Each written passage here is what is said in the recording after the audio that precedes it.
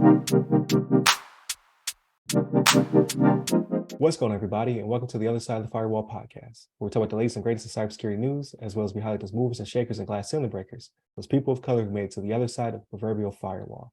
My name is Ryan Williams, and as always, I'm joined by Shannon. What's up? What's up? What's going on? And special guest for the week, Michael Ware. How are you doing? Greetings and salutations.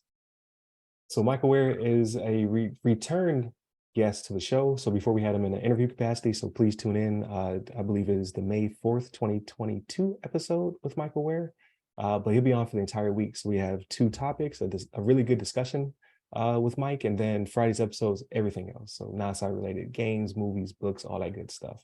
So definitely tune in for all that. Without further ado, I'll give it to Shannon. All right, everybody. So, excuse me.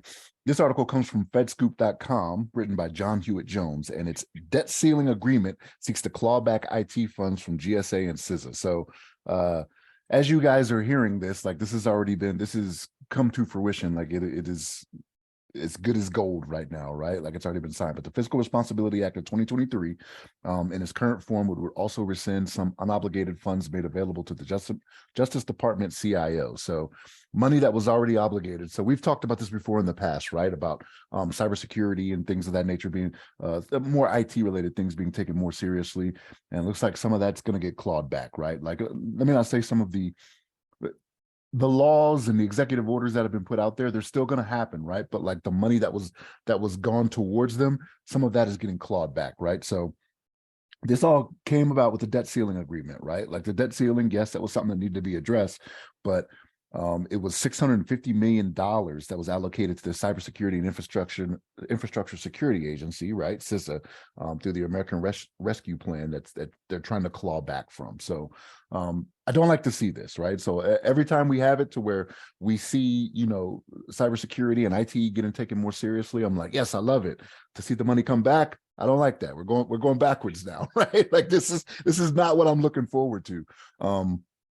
And again, like this is one of those things where it seemed like low-hanging fruit for them to be able to take some money from, right? Like not to get into the politics of it, right? But I mean, you have one group that's like, hey, we want to do this with the debt ceiling. We have one group that says, hey, I want to do this. And this was the compromise they came up with, right? Was to pull back money that's been unobligated, right? So even though it was allocated, like if they weren't quick and fast on getting it put forward to something and it's sitting out there, like if there was plans for it, and this is kind of how it works with IT, right? Like you can't just say, oh, I know I'm going to do this, that, and the third, right? Especially when it comes to implementation in the government, you got to plan these things out.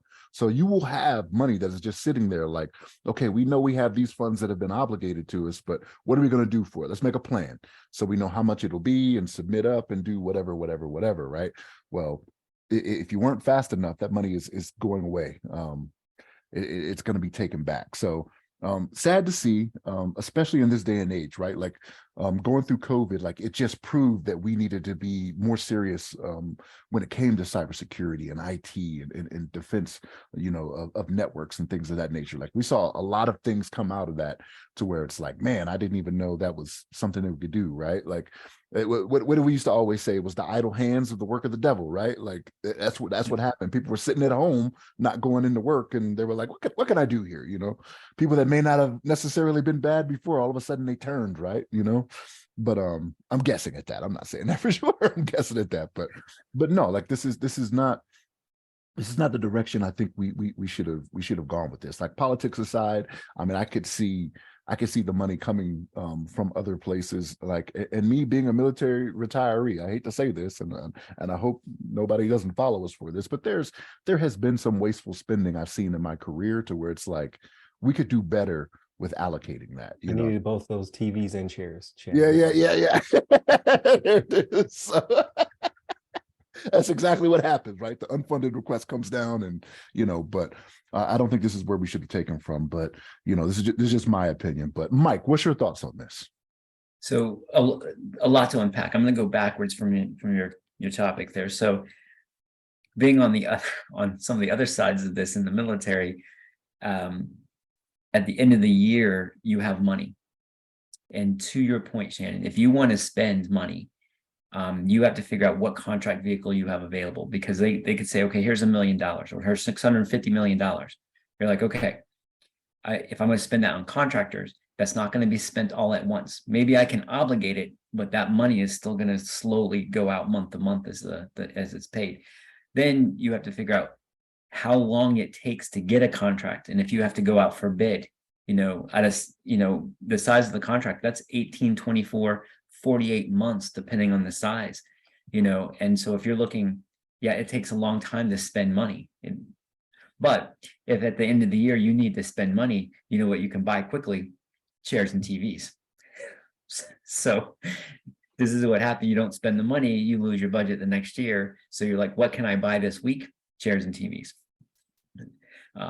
But so seriously though, this is upsetting because you're saying politics aside. One is cybersecurity being the easy target. It's like, well, we'll just take money from here. And it seems that not in the private and the public sectors, it's like it's I don't know if it's in the private sector, it's not generating cash, right? So you're not generating revenue. So it's like, well, this is we can go after there. But it is frustrating because when these kind of things happen with the budgets, I dealt with this in the military, I also deal with this in the state, is there was work. So we got a whole bunch of work that we had to do for this debt ceiling deal because they're like, well, what happens if this doesn't go through? And we have to go through a bunch of what if scenarios. A bunch of people who are fairly high in the organization have to stop what they're doing and look at this. That's very frustrating because I know the politics are the politics, but it hurts everybody. It takes time away, it takes opportunity cost. And then you're looking at it as like, at the end of the day, it's gonna be security they're gonna take after. And so a couple of weeks ago, I gave this keynote speech for our internal and Microsoft 365 thing. And one of the things I was talking about in that is we're moving a lot of things to the cloud. And when we go into Microsoft's cloud, those upgrades are going to happen. I can't stop it. This is good.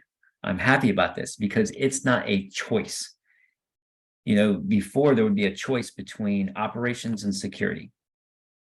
But by being in the Microsoft cloud, I don't have that choice. Microsoft's going to upgrade. We're going to have to go with that upgrade. And it takes that choice away.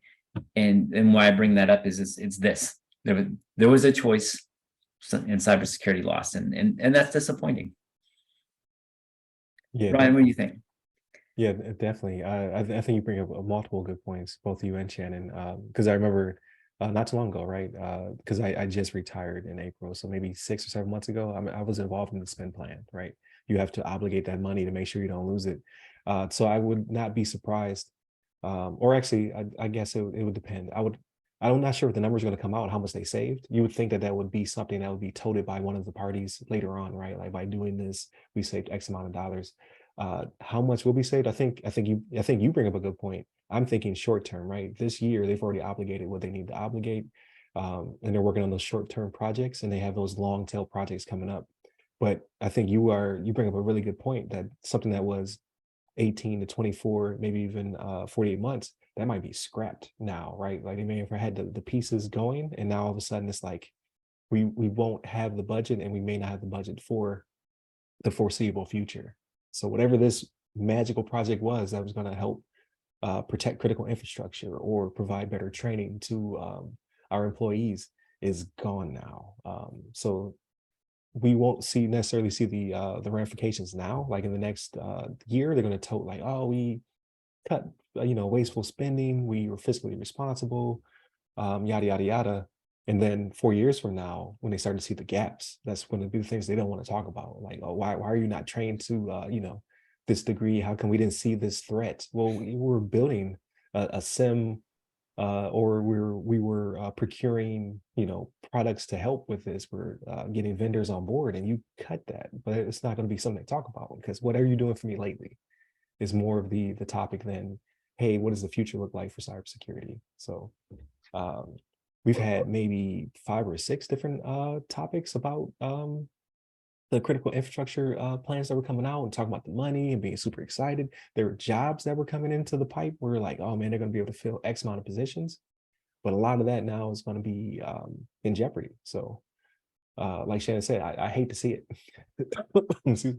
And the thing is, like, if it is something that when you're talking about the shortfalls, for something that's 48 months away, right? 4 years from now, I'm not gonna say they're not gonna want to talk about it, but think of the security we're doing now. Now think about how it's going to be 4 years from now. It's going to be so much more advanced, right? And in 4 years, when whatever attack happens or whatever, cybersecurity risk emerges, even if you're going to have some type of, okay, let's look at this after the fact, like it's going to be to a point 4 years from now where it's going to be constant. So any after action report or lessons learned, not a lot of time is going to be spent on that because you're going to be on to the next thing, right? So like it's going to be, yeah, we had a chance to prevent this right now. You know what I mean? But 4 years from now, it's just going to be so far into the future. You know what I mean? I mean, there's it's not classified or anything like that, but there's reports out there that like we are going to be going at it with China like very hard, like 4 years from now. You know what I mean? Like we have had military leaders come out and say this. I want to say it was the SecDef came out and was like, yeah, China is going to be a real threat. I think it was 2027. I think was the year he gave. But like we're going to be deep into it. You know, Yeah, we talked about it last week, or they had a foothold in Guam already, Yeah. right? Like they're Yeah. already preparing for the Pacific to be in contention. They're out there buzzing planes right now. This Oh just yeah, happened that was an article the 3 other day. years I was ago. like, ooh. Yeah. So, I mean, it's happening, man. Like it is getting real. And like this goes kind of like into the whole, I know it's a little bit different, but like you want to bake in the security early on for these things. We can't Right. afford to be attaching it later on when something happens, you know what I mean? Or worrying about it later on when something happens. Right. And the government kind of leads the way. So like I work in the private sector. So after retiring from the military, now I'm over in the civilian sector. And companies really have to um weigh those risks, right? Like risk management is huge on that side because again, cybersecurity is not profitable unless that's your business, right? If that's not your business and it's something you have to add on because of regulation, you see that as either zero sum or you're losing money. So you don't pursue it as heavily unless you are the victim of a breach and so on and so forth, right? Like you're reeling from an attack, so now you need to plug that hole so that way you don't lose public trust or you don't lose revenue because people don't want to work with you. So the government has been really pushing GLBA. They're pushing the new FISMA stuff. Like they're pushing hard. But is some of that steam going to or pressure going to be relaxed because the government themselves are not doing right? Like how can you tell somebody like you need to be hardcore set on cybersecurity, but we're kind of lax on this side. And again, the government outspends the rest of the world, right? Like, so there's still money there.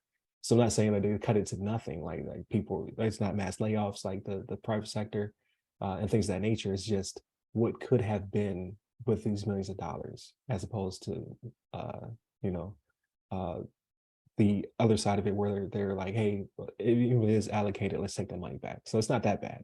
So it's not the worst story. It's just not as impactful and joyous as we were at the beginning of the year when we saw these executive orders drop in and like they were putting more money in the coffers. So but the cost to keep up is getting more and more expensive. Like I'm seeing this now, like when it comes to us renewing, different maintenance contracts and things like that with my job, I'm just like, man, I remember this stuff was nowhere near this price. yeah, it's very I mean, true. like Yeah. the cost to keep up is getting more. So like, even if, and I get it, you're right. It's not that we're bringing it back down to zero. We're not doing that. It's not like we took it all or whatever. But again, as the years go on, what may have been costing you $100,000 a year to maintain, next year is 150, and then it's two. But that's just one system, right? That's gone up 50%. When you got to do it across everything you need to protect for, CISA, any type of DoD entities or wherever, right? Like that multiplies. That's very true. Yeah, and I think this is something I think is true. And with this article, what it shows is if you want to know someone's real priorities, where are they putting their money? Where are they spending their money? Right. And basically the government saying not here. No, that's very true. And that's that's good to end on, right? Like, so we'll see what the future looks like. Hit us up at all of the social medias to go by our name. And you can find Mike Ware at Mike Ware 45 at Twitter and Michael Ware, I think 1 on LinkedIn. There it is. Stay safe, stay secure.